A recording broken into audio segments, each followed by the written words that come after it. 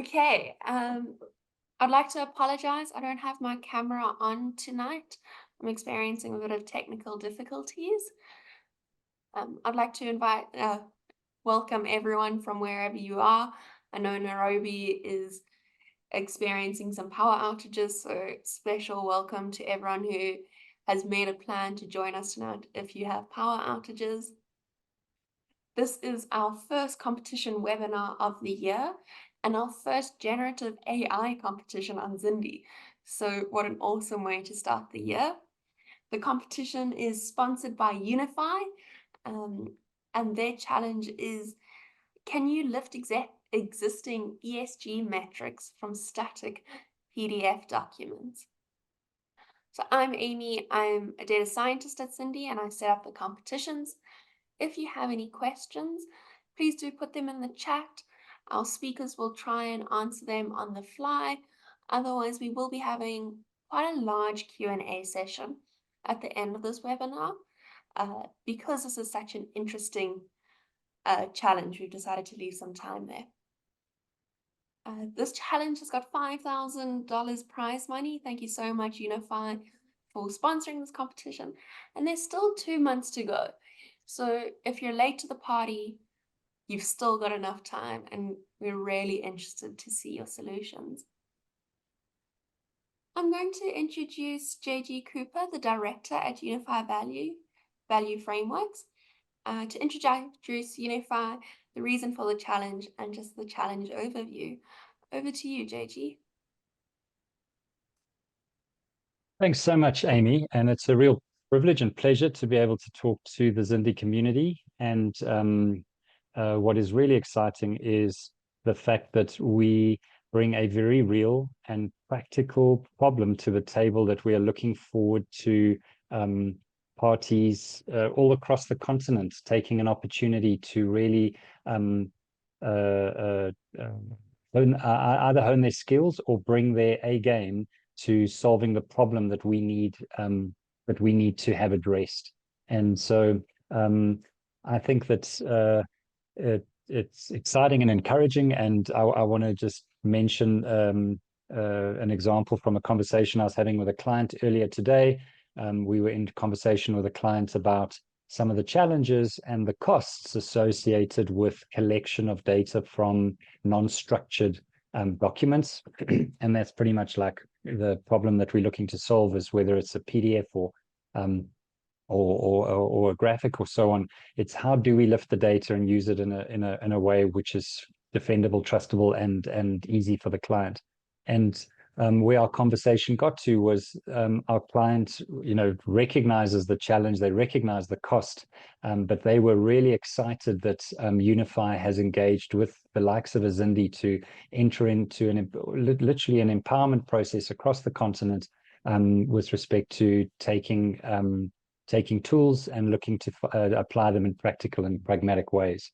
I thought the best way to start today's conversation would be to give context in and around why this problem is so important for us to solve, and give some context as to how some other companies seem to be solving it, or that's what their brochureware says. And so I'm going to share my screen and walk you through our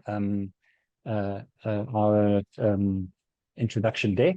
And it's great to have our CEO on the call as well. So I want to give a call out to Aidan, who will be on the call as well. And so let me walk us through how this problem comes to be. And so where we find ourselves as a group of, or as a collective doing business in 2024 is with a very real and a very real threat that comes towards the end of this decade, 2030, and that is where there are some sustainability goals that have been set for businesses that, if we fail to hit those goals, can have irreversible effect on some of the environmental factors on which we currently make assumptions. And so, just as an example,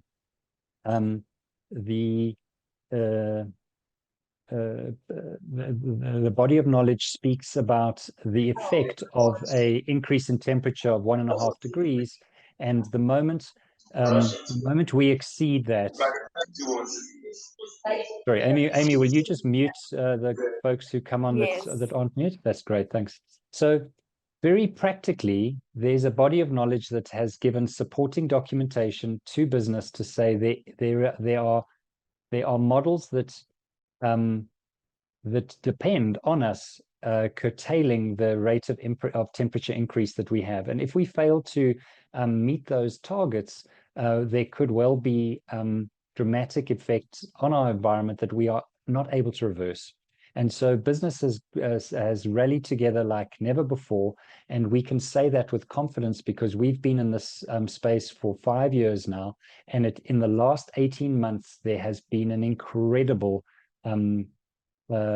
impetus on how to solve for sustainability imperatives within a business. So what do we mean by that? How do you solve for a sustainability imperative? Is businesses are now being forced to invest in sustainability tasks. It could well be moving from diesel fuel to solar. It could well be a reduction in the amount of water that you use in a production process. It could well be changing the gender percentage across your workforce. It could well be making sure that you've got a representative racial and gender sample within your board. These are aspects that are inputs to the sustainability discussion. And so the question that we get faced and that we look to solve as Unifi is how do you profit from your sustainability investment and tell a story that you can stand behind? That is a question that we pose to clients. How can you profit from a sustainability investment? Because if we can't help clients do that, join that logic, what it means is sustainability spend will not be ongoing. It will be enough to comply with some or other regulatory requirement, and then it will stop. And so there are a range of regulatory requirements, predominantly in Europe, that are being set as set into law. They're becoming requirements, not a nice to have. Now, why is this so important for the African continent? And if this is a European imperative, like why do we need to even care? And this is one of the reasons, is when we supply product into the EU, when we supply product into the UK, when we supply product into the US, into the Scandinavian Nordic countries, the ability and the license to supply product is now going to start having a requirement of being able to confirm the sustainability history of your particular product. And that history could be with respect to your carbon emission, could be with respect to your water consumption. It's definitely with respect to your workforce not being slave labor by nature. It's making sure that your workforce is of a particular age that is suitable and you don't have child labor. So these are aspects and inputs that the companies are now being forced to look at from a legislative requirement, from legal requirement before you can trade. And so this will have a knock-on to us. And so I want to really encourage you that the project that you're working on, even though it is looking to do a really bring in some sophisticated tools, Gen AI, onto documents and extract the data, the reason behind that, and the reason why it's significant for our continent, is because of the consequence of trade and the consequence of constraint that comes if we can't meet the needs that are going to be coming at us from some of the partners that we're looking to supply. And so that is why Unifi is excited, and why we get out of bed every day is to help companies be able to profit from their sustainability investments. We show them how to do it, and we help them with the narrative, the story that they can stand behind. And what we mean by stand behind, it's defendable, it's data-backed, it's time series relevant. You can see it change over time. And based on the story that they want to tell versus the story that they are telling, you can see a progression and natural change. So I'm hoping with that as a backdrop, I've sketched the reason, the why we choose to get out of, why we've chosen to sponsor this project. And so just a little bit about Unifi is we're a value management platform that helps clients leverage the shape of their contribution to society and simply connect their purpose, profit, and impact. And I feel like I've covered that well in my introduction. Now we start getting to the specifics of why the project, and I'm going to work through this next paragraph, is whether they need to track specific impacts, assess their ESG risks. So ESG stands for environmental, social, and governance risks. Manage their sustainability strategy. So some companies need that to be able to substantiate, they need a sustainability strategy to support loans and investment, or they need to communicate their whole value contribution to their stakeholders. It comes down to, can we quantify the return on a responsible investment? So what you're going to be seeing definitely now between 2020, well, it's basically 2020 and 2030, and we're right in the middle of it, 2024, there's lots of investment taking place right now to be able to allow companies to move towards sustainable processes.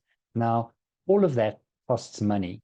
And the real question is, can a business quantify the return on that investment through their sustainability metrics? And that's where we now weave together the capabilities such as data management, compliance reporting, management oversight.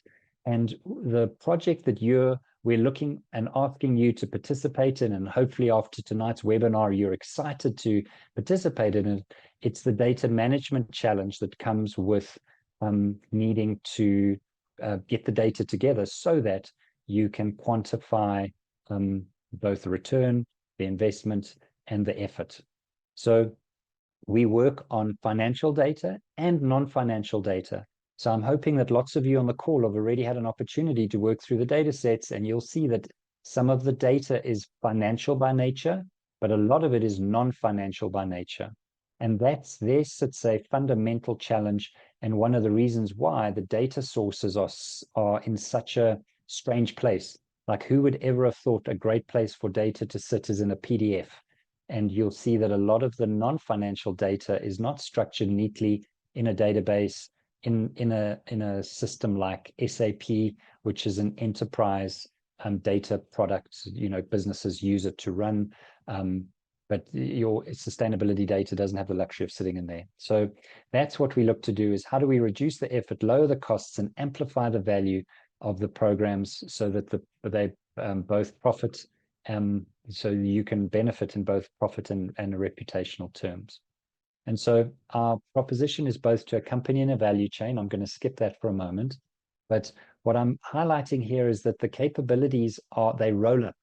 So we have the data, which results in a compliance discussion, which results in the ability to report against compliance. So think of this in the perspective of a mine. So I'm just going to take a mine as an example. A mine needs to show the parties, the people who live in the mine, adjacent to the mine, that the mine is operating in a sustainable way, that their children, their livelihoods are being impacted positively, and they are being responsible to the community, as well as being responsible to their stakeholders who are expecting good, efficient mining practices and extraction of some or other mineral out of the earth. So we've got a mine who collects a lot of data. They've got to comply with a whole lot of different legislations.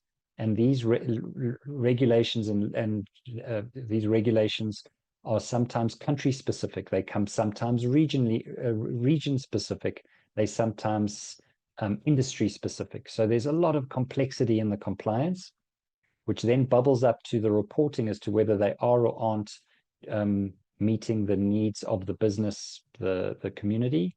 And then it's what action to take, and how do you get that return on responsible investment? So I'm hoping that this pyramid or stack shows you how things depend on the data. And what's exciting about this project is the data turns out to be really hard to get. And that's why we've entered into this arrangement with Zindi to see who out there can think out of the box, can think creatively, can think in a way that says, I need to get the information that is in this PDF document. I need to figure out exactly the data elements that are in there according to the compliance standards that we need to report against. And I need to bring those and render them into a format that can be ingested by a database. And that's why this project depends so much on some of the latest technology of Gen AI large language models, is because a lot of the PDF documentation has terminology or has terms wrapped up in paragraphs, in tables, in graphs.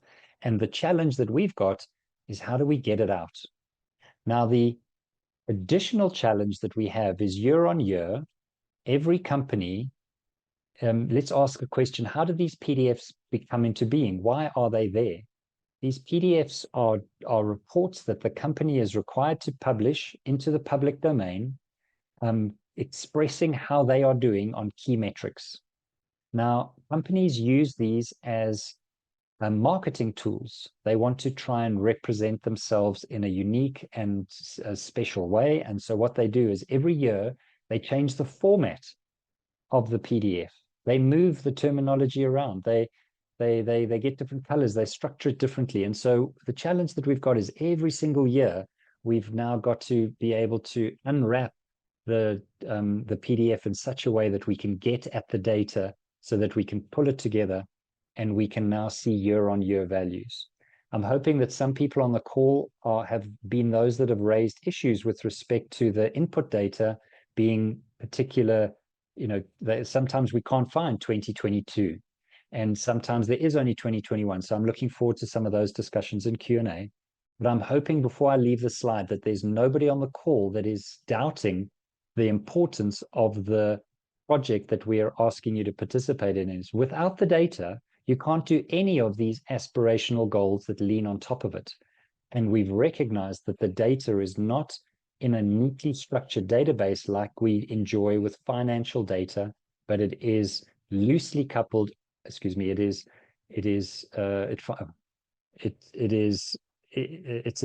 present in unstructured ways, and being distributed to audiences in a way that is not the best and the easiest way for data professionals to collect and gather. And so I'm hoping that that is a key. And so if there's one thing that I ask you to focus on this evening is to understand that the data is in the base of the pyramid. It facilitates the compliance reporting that allows you then to take action, which then allows you an opportunity to illustrate how you are offering that return. So that's the dependency. And the difficulty of getting the data is the problem that we're looking to solve. And because almost every company is required to publish that report, the data that we're looking for is sitting in a PDF report. It happens to change every year, and the structure is not complete. The other challenge that we have, and the reason why you will see in the data set that there are two columns. The one column is what the framework is called, what the data element is called. That comes from the compliance piece. The compliance piece is made up of a whole lot of frameworks that people around the world have published to say, this is the standard. So for example, I think some of us might be familiar with an ISO standard. So it's the International Standards Organization, and they just tell you this is what it is, and they call it something. Now, what our experience has shown us is that our clients don't always know that that's what it's called, because they are only now slowly starting to take on these frameworks. So we find that there's a difference in the terminology between what the client calls a particular term. And let me give us an example here is let's call scope 1 emissions. So let's talk about scope 1 emissions, and scope 1 just means that my company was responsible for the emission. We have a manufacturing process that's resulted in a certain amount of emission. So the compliance parties will call that scope 1 emission in so many metric tons of CO2. My business, because I've been reporting on this as a mine for the last 10 years, I call that carbon emissions, just because that's what we used to call it, that's what we still call it.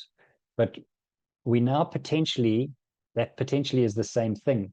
Now, a large language data model is going to really struggle when we have terminology that is not consistent and crisp.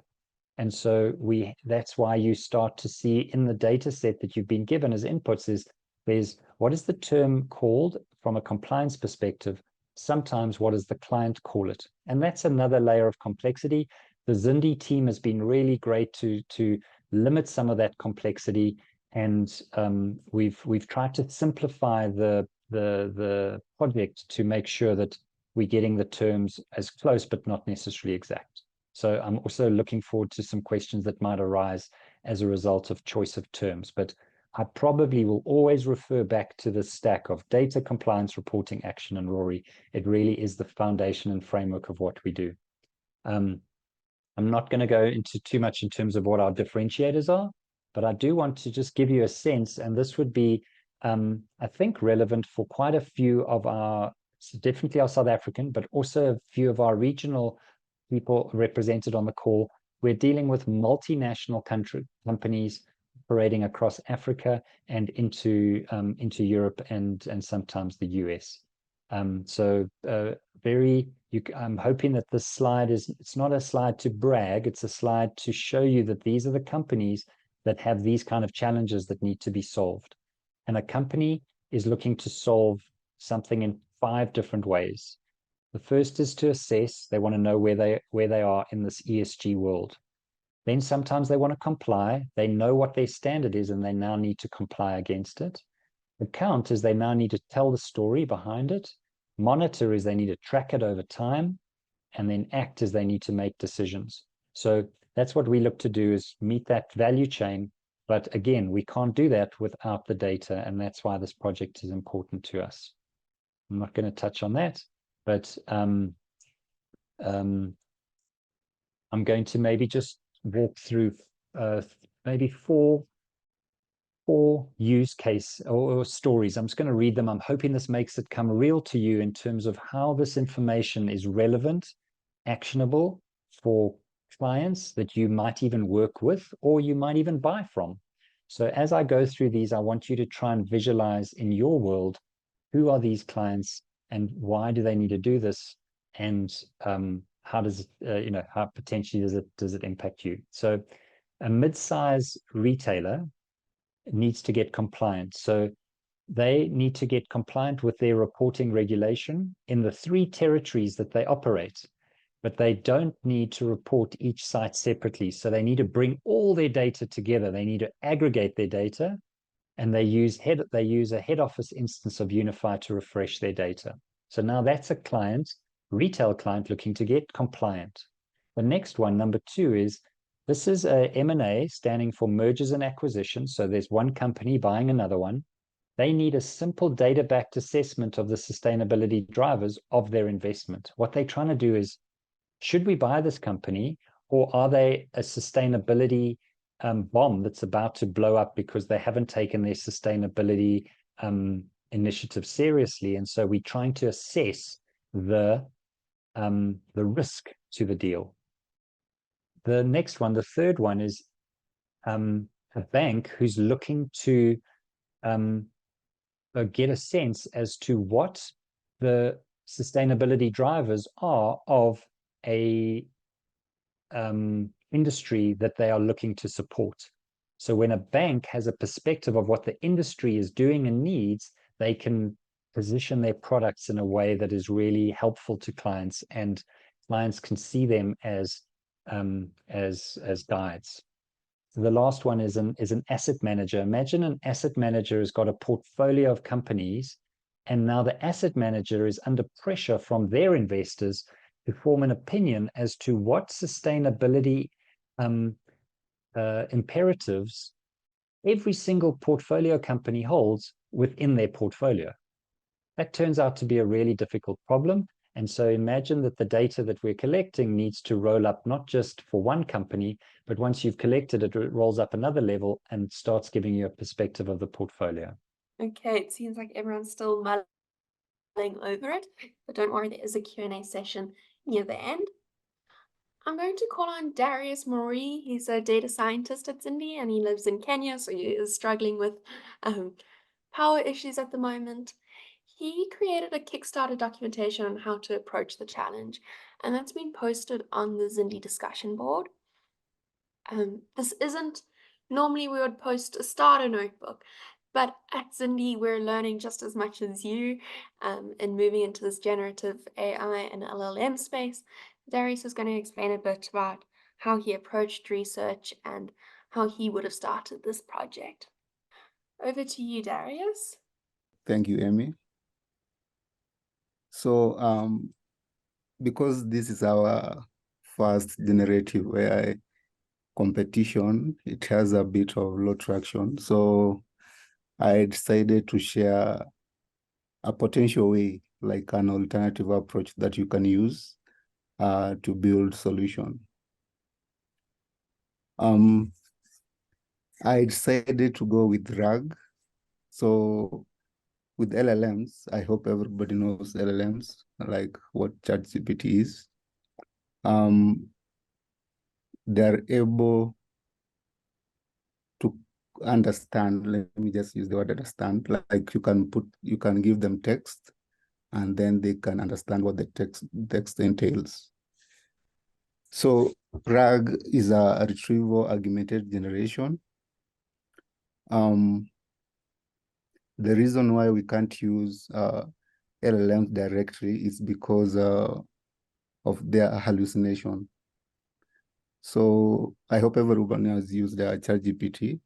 Sometimes when you ask ChatGPT something, even when it doesn't know the answer, it can confidently say that it knows the answer. So let's say, assume in this case, you want to know the emissions for a certain company. If we ask it, even if it doesn't know, it will give you an answer confidently. So to counter this, that's where RAG comes in. So RAG combines the power of large language models with external data. So let's take, for example, I'll be using ChatGPT in this case. You can use other LLMs. So it was trained up to maybe last year data. So if you try to ask it data, current data, it doesn't have the results or the answers to those questions. So that's where your documents come in. So for RAG, you have your LLM model, and then you have your documents. So in this case, we have the PDFs that we are supposed to extract information from, and then we have the LLM. So some of the steps we can use for this challenge is we can start by processing the PDFs. So we pass the PDFs into text form, and then we pass them through, like we convert them from text to embeddings. In this case, you can use something like WordVec so that you can get the embeddings of the PDFs. Once you get that, then you can integrate your LLM to those embeddings so that anytime you ask a question, the LLM will point, if it doesn't know the exact value or the exact data you are requesting, it goes to the database or the PDFs that you have extracted. It gets the information from there and then returns to you. You can scroll down here.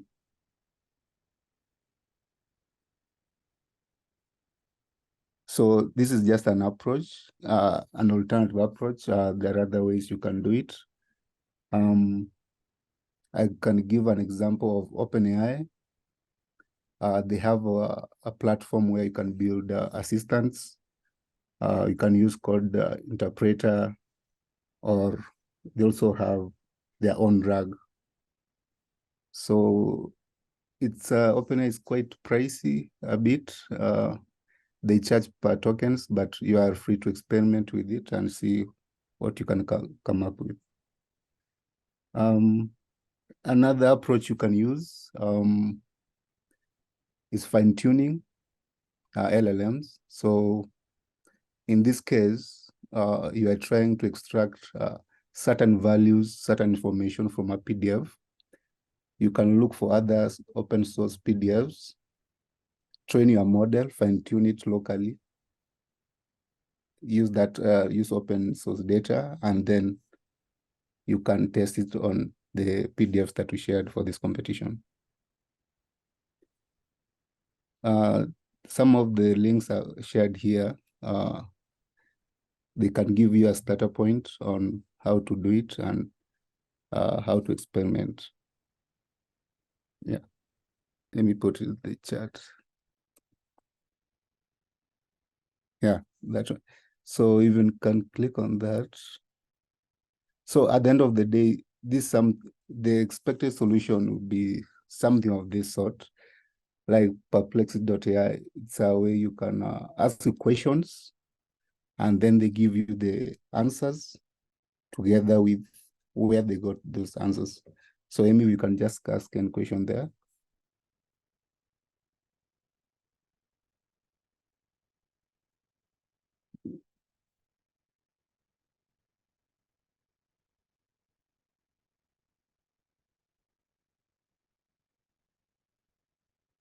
From here, you can see that it gives you an answer. So perplexity.ai, for those who don't know, it's a search engine, but it uses generative AI in the background. So when you ask something, it gives you the answer, but then again, it provides you with the source of the answer. Like for this information, it gives you links to where it got the answers from. So your solutions should have, like, if I ask what was the CO2 emissions for this specific company in the year 2022, we should have a value, and then also we should get the page of the PDF and probably the paragraph. Yeah, this is what I want to show you.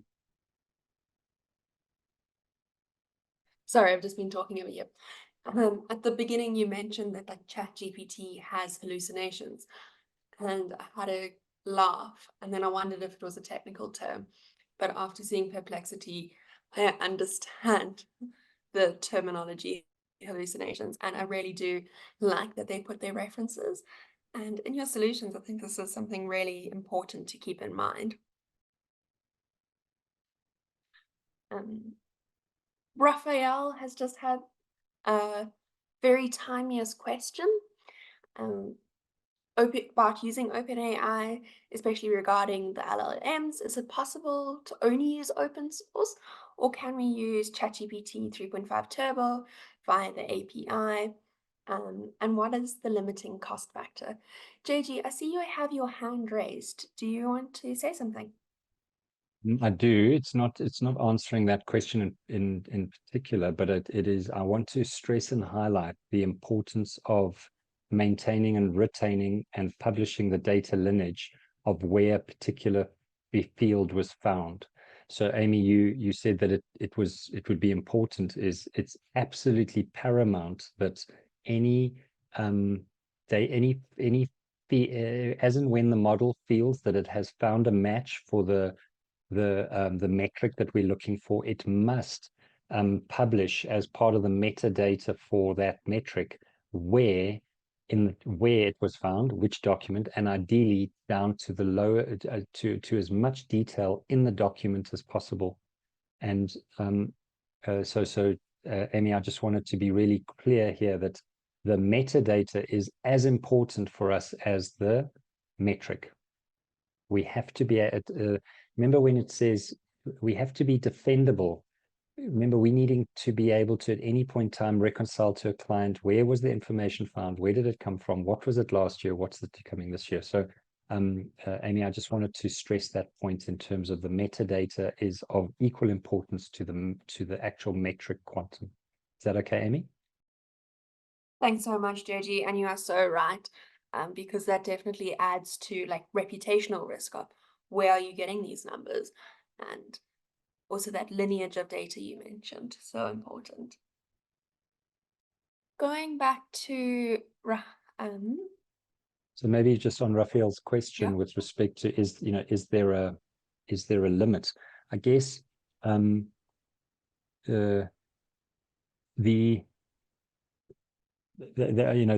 a limit for everything, but there's also the value relative to the effort. And so we do realize, and I think anybody who is trying to solve this problem of collecting information from unstructured sources realize that you do need to deploy certain products. And some of those products are open source and some of them are proprietary. So what we'd be happy to consider is that if you specify in your answer what it cost, right? Now, what we don't know is how much it cost you to get the answer. So if I don't know what kind of constraint that is. I know Zindi, you were, or Amy, I know Zindi was talking to some vendors with respect to offering some tokens. I don't know how that's gone, but Raphael, we would, as contemplating a solution, we would always look at kind of the unit cost of collecting a particular metric from a particular document. And we know it can't be zero, but we also realize we would be also looking for a cost-effective solution. So it might not be zero, but we would really need to know what that amount is. So Raphael, maybe we can, if I haven't answered your question as specific as you'd like, maybe you can just rephrase and I'll try again, or if you're comfortable with that as an approach, happy to move to the next question. Amy, back to you. Thanks, JG. So in the competition description, we have a line that says you can use any open source or free tools, platforms, or LLMs in building your solution. You can also use proprietary services and tools that cost up to $20 per month, which includes ChatGPT Plus and ChatGPT Turbo. The most important aspect is that it's generalizable for future use. And with that, we mentioned that we had a surprise giveaway. And so we're really excited to announce that we're partnering with OpenAI to help you as users. So participants to this webinar and also competition users will be receiving access to $10 of OpenAI credit. So this is so you can call from the API.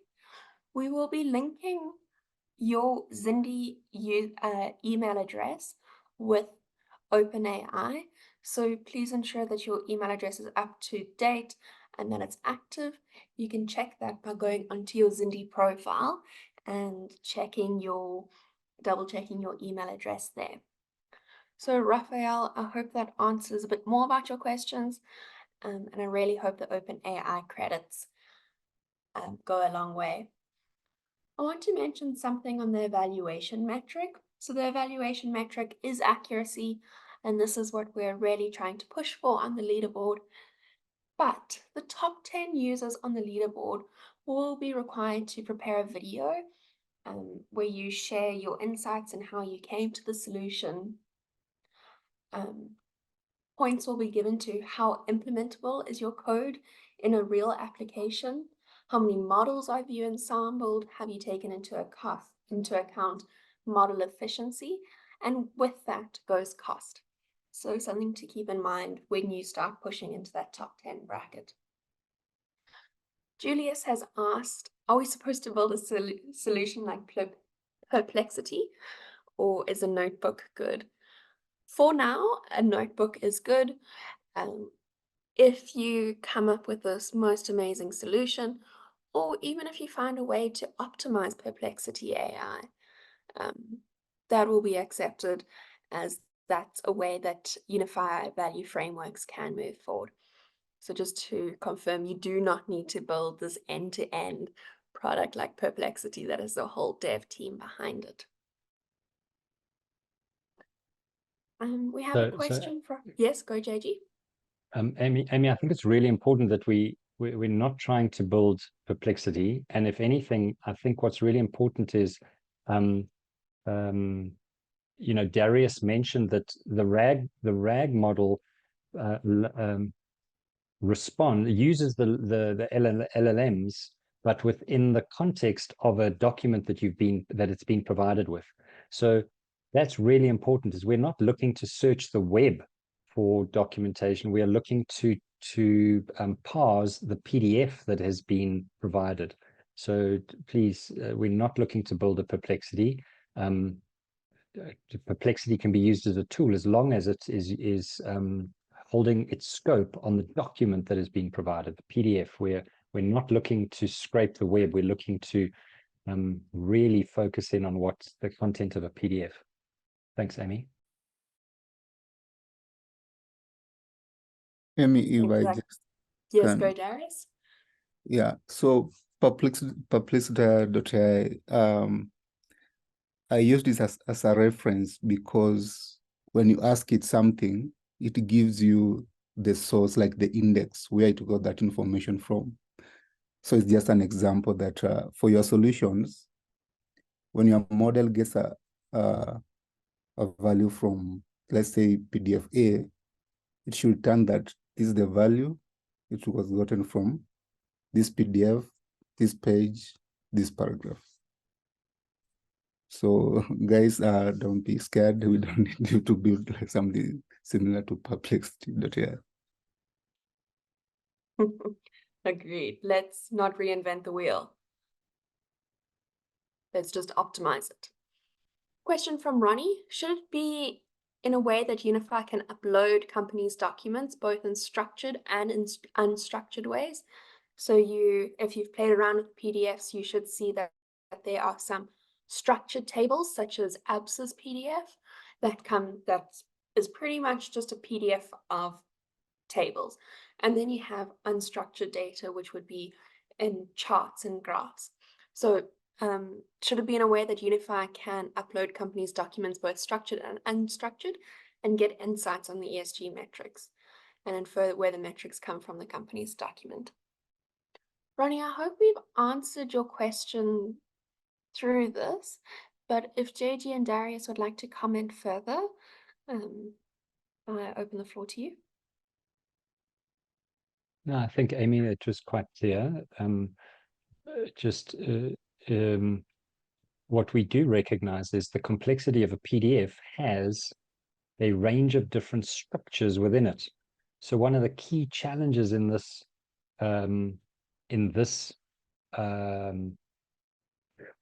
challenge, one of the key challenges in the challenge, one of the key deliveries in this challenge is the techniques and the methods through which you are able to parse a PDF and break it out into the pieces that it needs to be, such that it can be consumed. Like the technique of parsing a PDF in itself could be a bit of a science. And so we'd be really interested in that part of how competitors have taken that aspect into account. How you addressed the PDF, how you maybe categorized it, what you looked at, how did you make it easier for the language model to do its job, knowing that you can't just throw a language model at a PDF to choke. So that is a key part of this challenge, and we are really looking for creative ways in which you've looked at the PDFs and figured out that, you know, in a certain, under the following conditions, this tool works. Under the following conditions, that tool works. Where we really are looking for creativity and ingenuity when it comes to undoing the PDF before you start looking for data. Thanks, Amy. Darius? I think we're good. We have a question from Bilal that, JG, I'm hoping You can expand on, I faced a problem with the questions in the Excel file. Even though I use Perplexity a lot of the answers found were not found. So should I put them to 0? So across the 10 companies that are represented in the competition, there are 511 unique AMGs or ESG metrics. JG, do you maybe want to mention why some companies wouldn't report on a specific AMG or why they'd leave it blank?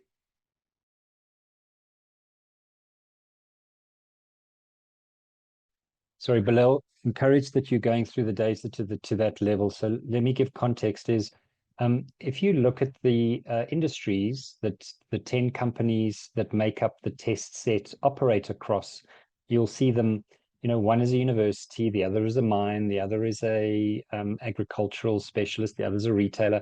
They operate across a range of different industries.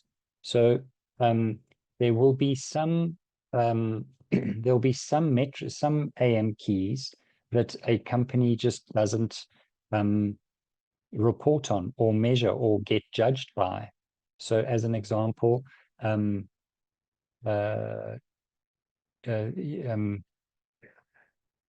just take water usage. Water usage is going to be more important to a retailer and a miner than it is to an academic institution. So you see that the AM keys that have been offered are a range of AM keys that we are looking to collect the information from. Some industries are interested in that detail and some aren't. Some, remember that I'm going to call it the pyramid, but it goes data and then compliance. Some frameworks are specific to an industry. So there is a framework specific to mining. There is another framework specific to financial services. They don't necessarily overlap with respect to the activity metrics that they use. And so what you're seeing here is that if you do a distinct view on those metrics, we find 500 of them, but not every one of the 10 use the same set of 500. I'm hoping that answered your question below and gave context as to why. Thanks, JG. Raphael, thank you for going further into your question. Yeah, I think it's a great idea to see if the API would be more useful. It's true, we don't know how many calls will be needed to use the API efficiently.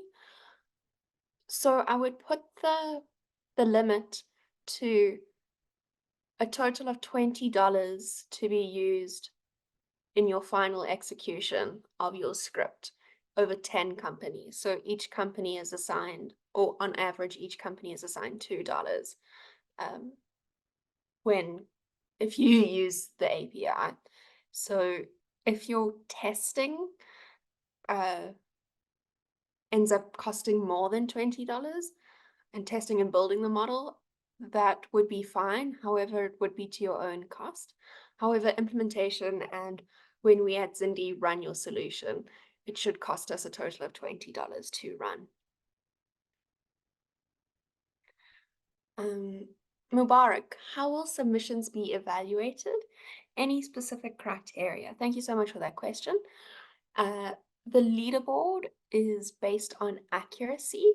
So the number of correct ECG values you got, and that's a submission file you'll submit, and that would get us the top 10 users. Then if you go onto the Zindi competition page and you scroll down to the evaluation section, you'll see that the top 10 users would need to submit a 10-minute video along with their code and documentation. And there's some criteria that are mentioned, and you can go deeper into that, into the evaluation section. So many questions are coming through. I'm hoping I'm keeping up with them. Stephen Kalesh, thank you for your insight. So he has used proprietary LLMs and the cost is less than $1 per experiment. Only limited to RAGs though. So Stephen, thank you for that insight, and hopefully that can give insight to other users. Bilal, I want to add something. When will we be for the values we will find ourselves questioning up to 5,000 questions to extract all the data? And that would be impossible using the ChatGPT AI. If so, how can I overcome this problem? Bilal, that's a great question. As JG mentioned, some keys and some ESG metrics might not be applicable to all industries, such as water usage would probably be reported more by retail and agricultural entities compared to universities. So maybe you can do a bit of narrowing down and seeing what questions would be pertinent to ask around each industry. That's just my idea. It might be the wrong or right idea. So I'd like to see everyone else's response.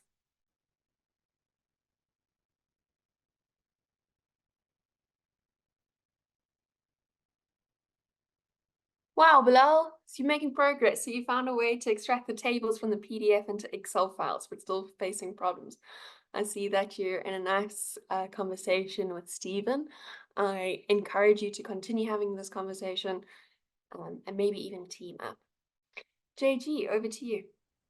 Yeah, so Amy, I guess this was the trade-off of complexity versus simplicity for the challenge.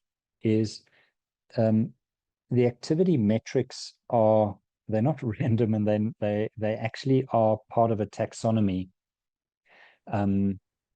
which gives them structure. So I can understand the challenge that,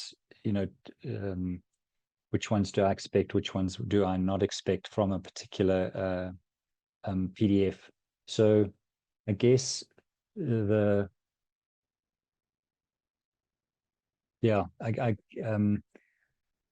are structured.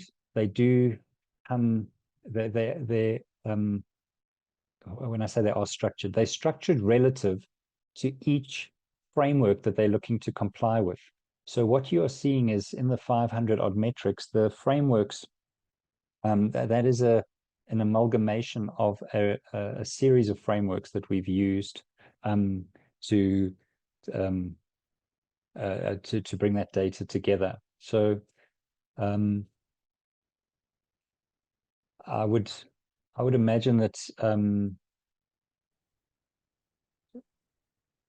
I guess when defining the challenge, listening to Darius, it was a case of here's the list of activity metrics. Can you find them in the document or can't you?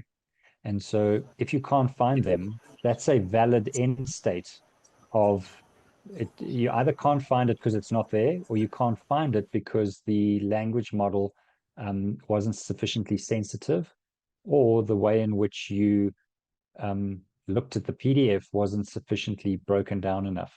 So I would say that we kind of looking for your ingenuity to look for, let's say, all of the activity metrics, those AM keys in the document, and see how many you find. But that might be a bit naive and insensitive with respect to the cost that it takes to do that, in which case maybe start with an open source tool, and then then go to one that costs. Amy, I'm not sure if my answer is helping or hindering. Maybe Darius, you've got some suggestions there.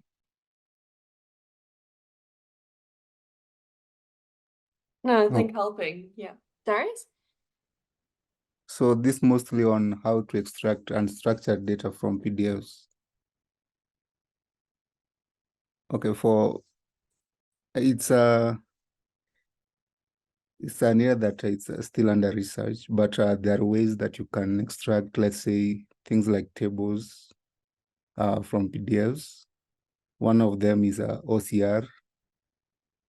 So you can create a CNN, a vision model that given you can take like a picture of a PDF, and then it extracts the numbers from it.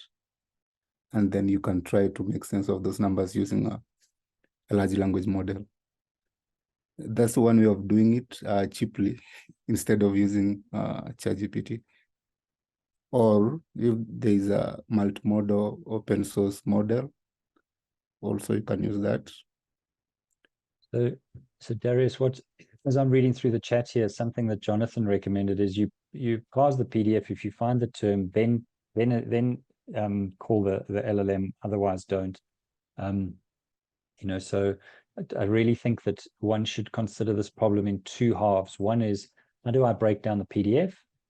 Two is, what terms am I looking for? Three is, can I go and ask the LLM to tell me, for example, what the number was in the year that's the third part of the problem is we're looking for time sensitive metrics. And you'll find that in some PDFs, they'll give you a range of data corresponding to a series of years, 2021, 22, 20, let's say 19, 20, 21. Other PDFs, they'll just publish it for a year. If you think of it from the context of the client, they are purely just trying to meet their regulatory requirement of publishing a PDF to the public domain for a particular year. Some of them give multi-year, some of them give single year. So I think that would be an approach is don't employ the language, don't invoke the LLM unless you found something that you're looking for in the PDF, because it really break this problem into three. Thanks, Jonathan. I'm going to comment on Julius's question here. Can I filter out all metrics I know a certain company does not report and assign them to 0? Yes, you can do that. However, please can you, in your documentation, record your reasonings as to why you included or excluded certain metrics. We want this solution to be generalizable past this competition. So if a company evolves, say a retail firm evolves into agriculture, we'll need to know that, we should probably look for these agricultural terms. Jonathan, just a caveat with your approach is sometimes businesses don't report the ESG metric as it is in the document, as in like the standard form. Sometimes they use a synonym or a term that's better suited for their company and use case. So keep an eye out for those differently worded but meaning the same metric. Stephen, do you want to go ahead and unmute yourself? I'll go JG first.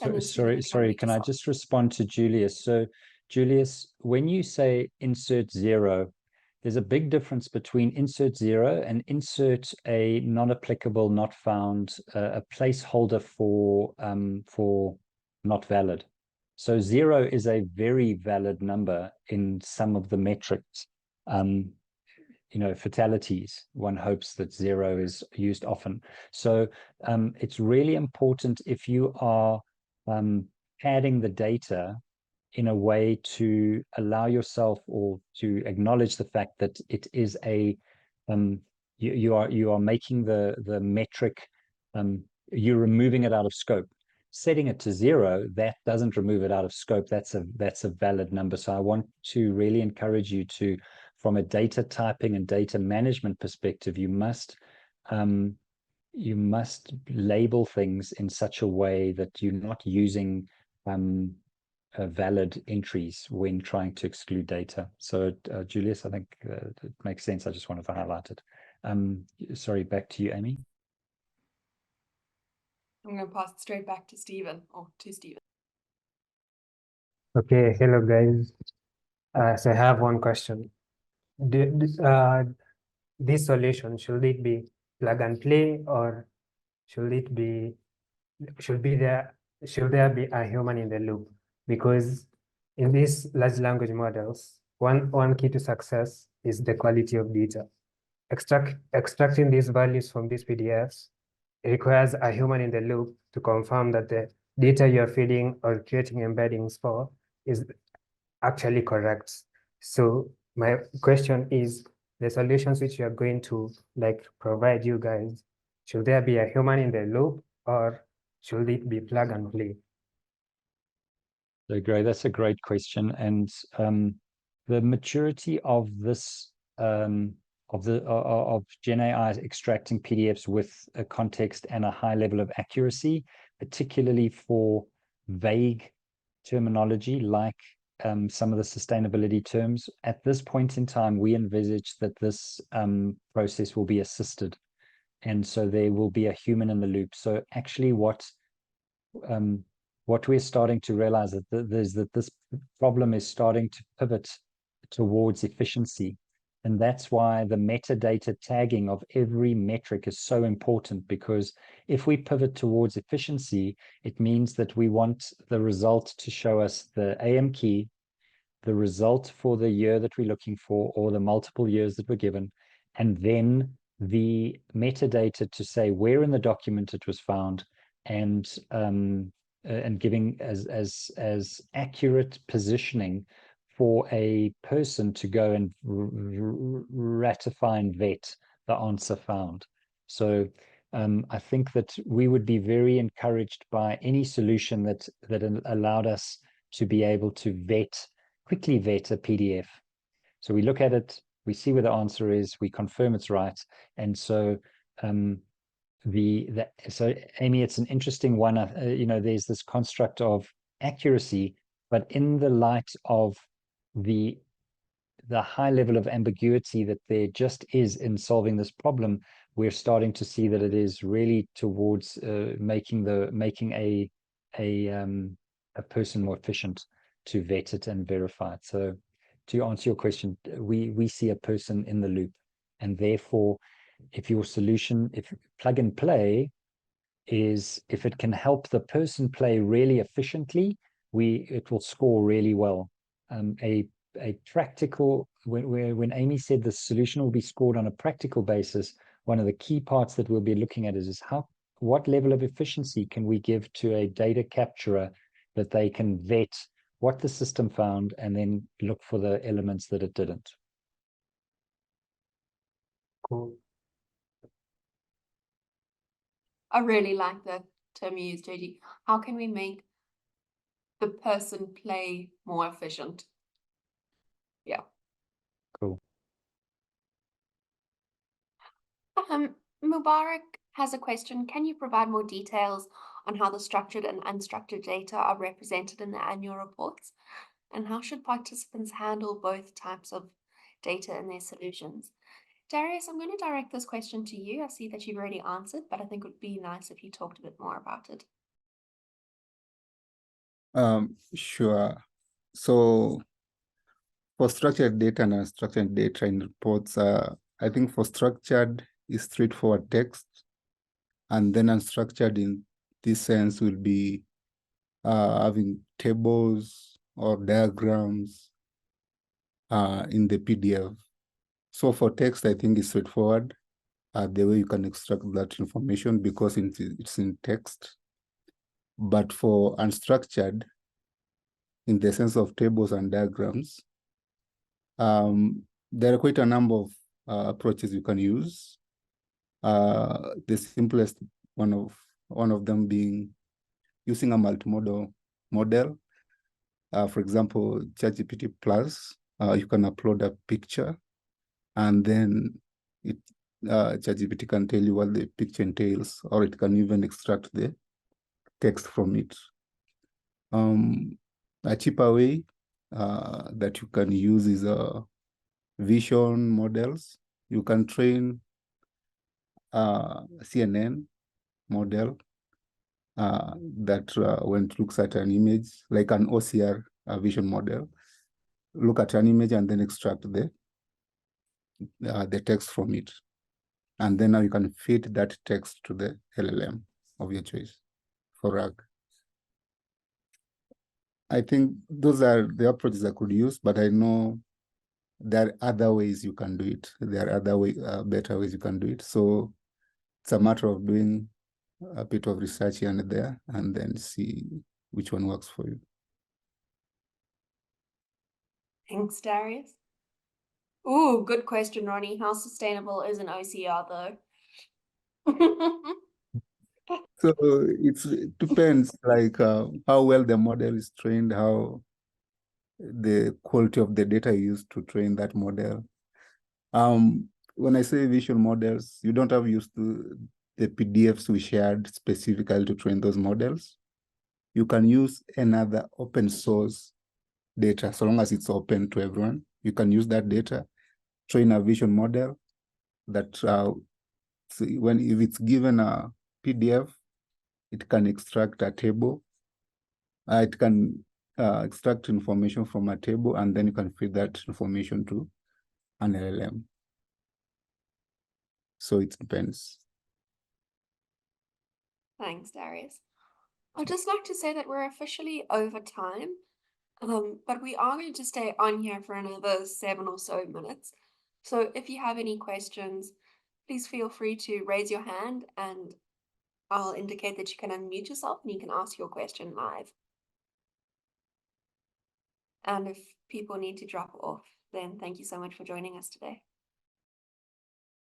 Amy, maybe whilst we wait for questions, just a couple of things is, one of the key requirements is to be able to find a term and then collect any metrics with the corresponding association of the time that it was, that it corresponds to, which year it is, 2019, 2020, so on.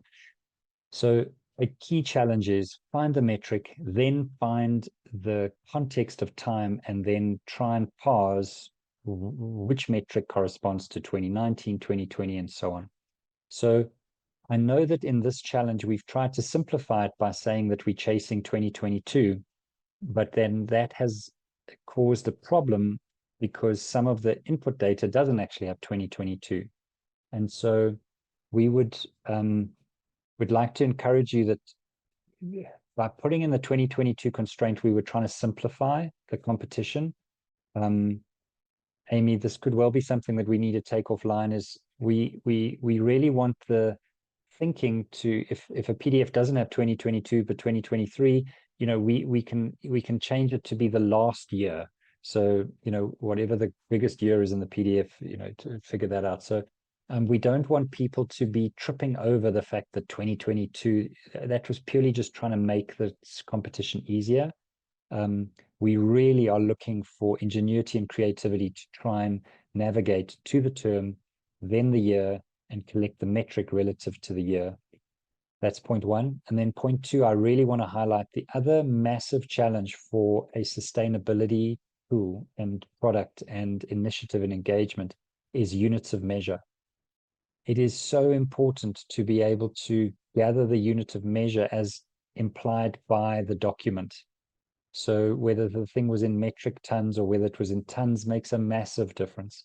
It's so important to be able to so please don't ignore or underestimate the value of the unit of measure. You must almost see it as important as the number. So Bilal, should we only look for 2022 values? Oh, I see what you're saying. Amy, as you're saying, you want to, that's what you're focusing on. And then you and I'll discuss it. It does nullify quite a lot of the input data, Amy. Yeah, so I think Bilal's mentioning like in specifically just towards the submission file. So for the submission file, we're looking at 22 values, but JG and I are going to discuss this further to see how to make this more generalizable and applicable. The competition won't change significantly if it changes at all, but it is something we will discuss and we will keep you updated. But Bilal, even though you're currently looking for 2022 values, please do not limit yourself and narrow your focus to only 2022. The key component about this is generalizable, sustainable, how do you imagine this model and this application evolving in 5 years' time, and keep that as your guiding star. Does anyone want to raise their hand and ask a question out loud? Hello. Hi, yes, Mubarak. Yes. How should image within the PDF be addressed on the tables? I think a bit of research here to find out the best way that would work for you.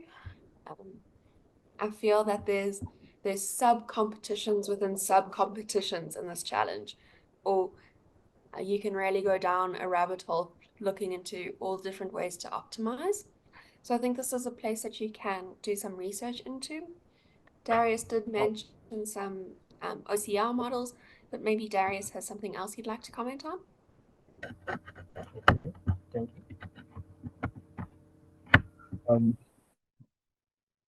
I think I've discussed about you can try multimodal LLMs like ChatGPT has the capability of if you upload a picture to ChatGPT Plus, it can tell you what the picture entails, or it can extract text from that. But that's the paid version. So an alternative I gave for a cheaper version is OCR models that you give it an image. So in this case, you take a picture of the table or diagram in the PDF, or you crop, and then that would be the input to the OCR model. The OCR model outputs the text from it. And then you feed that text to an LLM.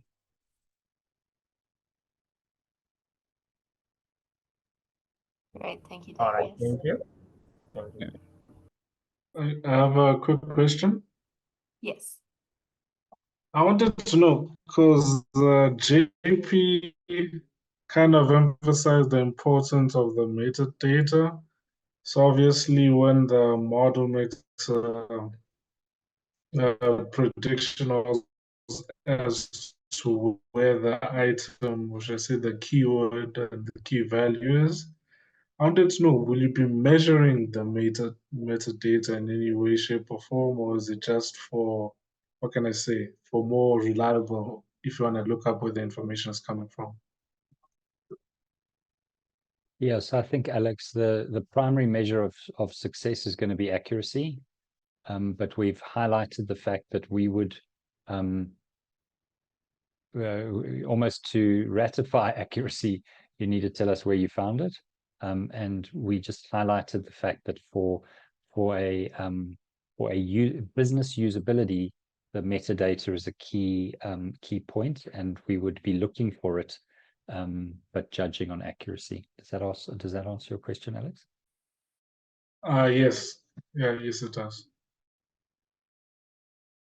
Thank you to everyone that has stayed for this webinar. I think this is the longest a webinar has ever gone on for, and the most retention we've had in a webinar. Normally people start dropping off near the end. It just goes to show how engaging this problem is within a competition tech context and in a real world context. I'd like to especially thank JG for this really challenging challenge and to sponsoring and providing this challenge. I'd also like to thank Darius for his research into RAG and just being so knowledgeable about everything.